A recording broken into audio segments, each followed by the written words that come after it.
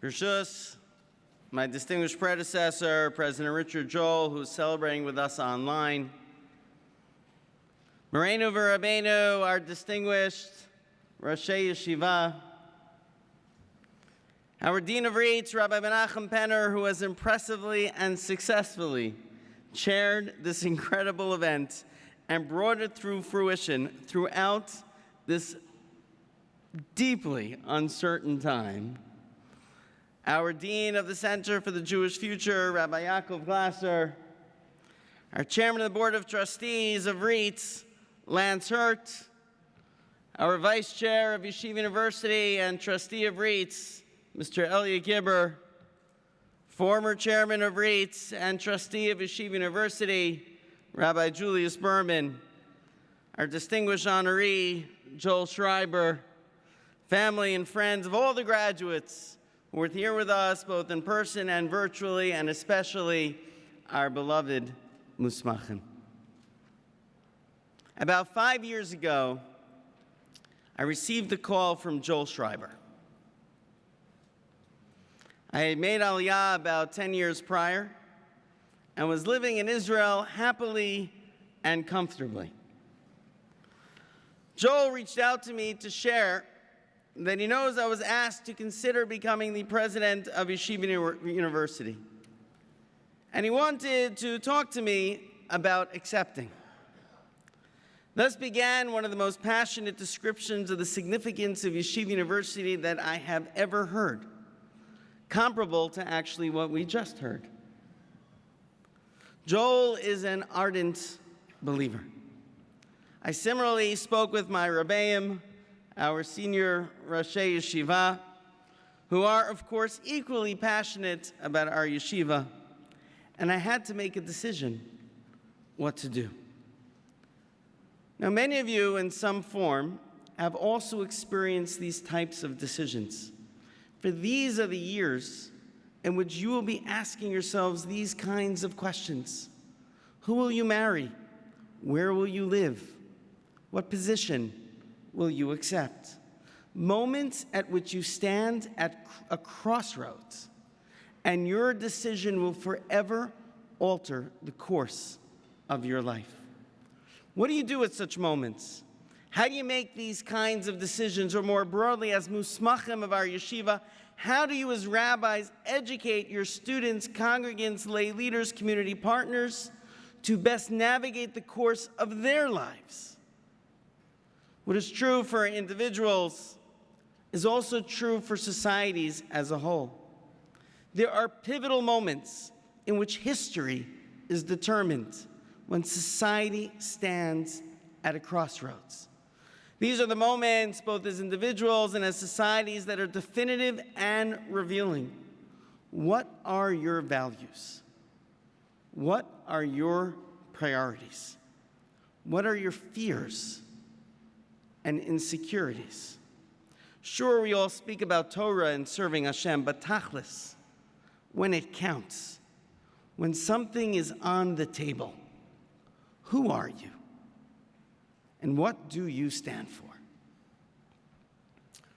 In the Torah, there's a story about a society that stood at its own crossroads that I think provides some guidance as to how one addresses these kinds of questions. In the Torah, we read of two very different responses, the Migdal and the Mizbeach. Allow me to explain. At the end of Parshas Noach, we read of a society that was both drunk with their newfound power and scared for their lives. It was after the flood, and the world was repopulating by kol haaretz safa achas udvarim achadim, and the whole world was of one language and of common purpose. Vayomer ish re'eu hava nil bana leveinim unisrafa l'sreifa v'ati lehem alaveina le'even. They said to one another, "Come, let us make bricks, forging them in fire, and the bricks serve them as stone, and lime serve them as mortar." We read that society was beginning to industrialize and discover. Instead of just using stones to build as in their past, they began to harness and channel energy, fire, to create bricks, which brought in their range of opportunities, technology, innovation. The social and economic order was beginning to evolve. And what did they do with this newfound scientific ability? Vayomer avo nivna lanu ir migdal v'rosho b'shamayim v'nasa lanu shem penafutz al pnei kol haaretz. They said, come, let us build a city and a tower with its top to the sky to make a name for ourselves, lest we be scattered all over the world. Why a migdal? Why a tower? The Netziv explains that they were afraid. They saw that people were starting to spread across the world, and they were worried that they and their ideas would be lost. So they initiated this huge urban project with a massive blast-like furnace, a kivshan ha'esh, for a mass production of bricks to build a tower tall enough so that they can always keep watch over the people wherever they spread. And wherever people go, they'll always look up and know they are being watched. They were ensuring their continuity by policing the populace. In fact, a close reading of the story reveals that they had something else to fear as well, their own mortality. Inexplicably, they were dying at a younger age than ever before. If you follow the ages of the genealogical sections in the Torah that are often read too hastily, you'll note that Shem, the son of Noach, lived until he was 600 years old. His son Arpachshad lived till 438. His son Shelach, 433. Eber, 464. And then Peleg, 209. Re'u, 239. Serug, 230. Nachor, 138. Terach, 205. Chazal teach us that it was at the end of Peleg's life that Migdal Bavel happened, when life expectancy precipitously dropped by 200 years. And keep in mind that this was all in the context of living in the wake of a global flood that wiped out the world. In fact, one midrash says that they were afraid of another flood happening, so their plan was to build many towers, like scaffolding, to hold up the rakia, the firmament, lest it would collapse again and the waters would come flooding down. All of these points highlight the same essential issue. Towers, policing, hiding behind walls. These are not the signs of strength, but insecurity. And the society used their scientific and technological advances to na'aseh lanu shem, to be remembered, to create some permanence, to make for themselves a name. This is the backdrop of the introduction to the hero of Sefer Bereshis, the hero of the Jewish people, and in fact, the hero of all of humanity. What is sometimes lost is that Avraham was alive during Migdal Bavel. Sheda Olam writes that Avram was 48 years old. The Netziv explains that the furnace that Avram was thrown into by Nimrod in the Midrash was the industrial Kivshan Ha'esh, because Avram was the one who had the courage to defy the common thinking and current order of the day. And Avram, too, had a building project. When Avram journeyed from his family's home to a land unknown, he stopped at two places, first at Shechem and Bethel, and he built not a Migdal, but a Mizbeach. And there are three elements to Avram's building project. The first was the purpose of the building. And here too, shame, name, is the central theme. But it's not Na'asu Lanu Shem. Vayeta hala beitel miyam v'ay mikedem v'yiven sham mizbeach l'Hashem v'yikra b'shem Hashem. Avram built a Mizbeach, not for his own name, but to sanctify the name of God. Avram's building project was not about power, but sacrifice.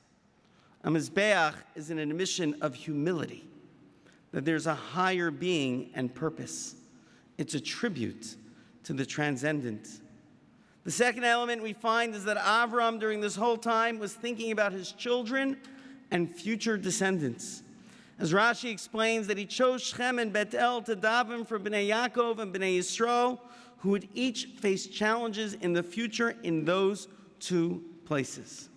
All throughout his journey, Avram never lost focus on his family and their future. And the third element is his impact. Umberto Cassuto, the early 20th century biblical commentator, remarks that these mizbechot stood at the crossroads of the land. He explains that there was a major highway that ran north and south in Israel, and two thoroughfares that ran east and west. And Avram built these mizbechot in these spots in Beit El and Shechem because these were the roads with the highest frequency of travel. So he placed himself at these crossroads of north, south, east, and west so that he could have the highest level of impact. Avram's goal was never to simply worship Hashem himself, but to spread the name of Hashem to others. So he found the major arteries and pathways into society, and he publicly called out in the name of Hashem. There were three elements in Avram's building project, and it differentiated him from the society around him. While they saw the transient nature of life and saw permanence by spotlighting their own name, Avram understood that there is only one who is truly permanent, Malchuto, Malchus Kol Olamim. And our goal is to attach ourselves to him. In addition, Avram knew that legacy is not about making sure that your name lives on, but that your values live on through your family, children, and the next generation. That's legacy. And finally, Avram did not hide behind towers, but he stood at the crossroads and called out in the name of Hashem. He understood that one cannot sanctify Hashem's name in this world by policing from afar, but by direct interaction, one person at a time, with kindness and love, exemplifying, teaching, and spreading our Torah values. A mizbeach is not as tall as a tower, but ultimately it is far more effective. It speaks to one's aspirations, not one's fears. It touches one's heart, not imposes another's will. The migdal is not influence. It's a display of power. A mizbeach is actual influence. Power comes and goes. It is transient by nature. Influence, impact, can last forever. For Avram, the focus was on being an Eved Hashem, on his children and their future, and his impact in the world. The Migdal versus the Mizbeach. Two responses to the same circumstance. This frame is the reason why today is such a celebration. For we are celebrating the graduation of the next generation of rabbinic leaders who embody our Torah values and who will build the mizbachot of the future, standing at the crossroads of our community and our society. My dear Musmachim, I've had the opportunity to spend some time meeting with you individually and as a class as a whole. And I have to tell you that I've walked away from our encounters so impressed by you and your aspirations. And you truly run the gamut. From that one Musmach who told me that he's interested in teaching upper elementary school, because that's the age when children are the most impressionable without the natural front of the resistant teenager. Another has a passion for Kiruv and is looking to find innovative ways to transmit the beauty of our tradition and Torah to those without a formal background. From Talmidim who are committed to becoming yeshiva, day school, high school teachers, to those who are choosing to care for and guide communities as Rabbanim. From those who will assume communal lay leadership roles, giving shiurim and divrei Torah, to those who are growing to becoming our next great poskim and dayanim. We have musmachim living in Israel and musmachim who stretch throughout the United States and diaspora communities.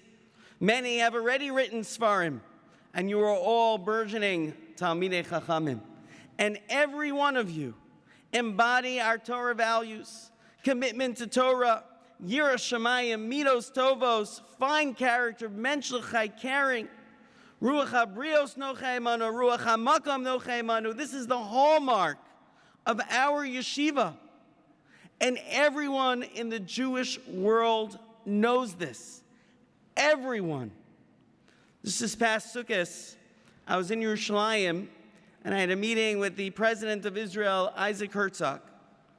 And he said to me, sitting in his sukkah, that we need Yeshiva University graduates and especially Yeshiva University rabbis. We in Israel, we in the United States, we, the Jewish world, need Yeshiva University rabbis. Everyone in the Jewish world saw what happened the last year and a half dealing with COVID. How our poskim and rabbanim, our mechanchim, led with the full plethora of our values.